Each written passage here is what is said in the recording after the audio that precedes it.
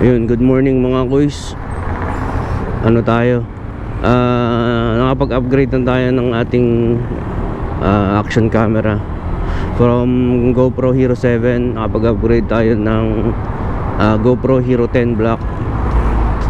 Black din yung last GoPro ko, yung Hero 7 Black din yun. Black edition din. So tingnan natin kung mas maganda ba yung quality ng GoPro Hero 7 ng GoPro Hero 10, compare natin sa GoPro Hero 7. Siguro malaking diferensya ito. Kasi ilagay ko na lang sa screen yung yung gamit nating settings. Yan, para makita natin yung difference sa quality. Pero for sure naman matataas yung quality ng videos natin. Yan, medyo sinisipon pa ako at malamig ang panahon. Ito lang pala yung gamit ko ng motor para magkarinigan tayo kasi masyadong maingay si CB. Sana malinaw yung mic natin. Kasi nagpalit tayo ng mic.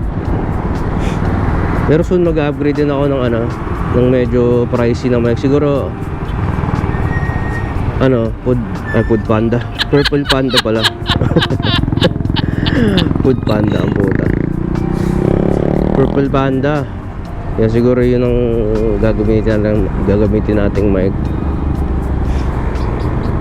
soon, pero hindi pa ngayon kasi may mga inuuna pa tayo. Happy Valentine's pala sa lahat. February 14 ngayon, 2024. Maligayang araw ng mga puso.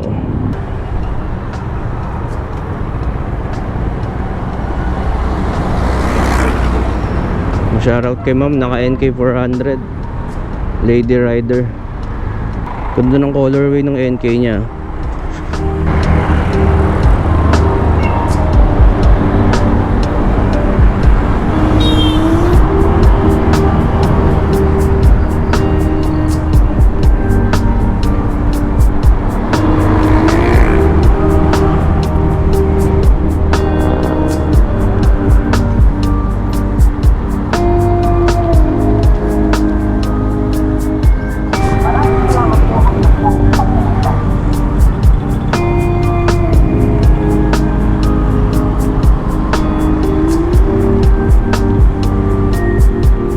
Yan mga kuys, hanggang dito na lang yung natin test vid.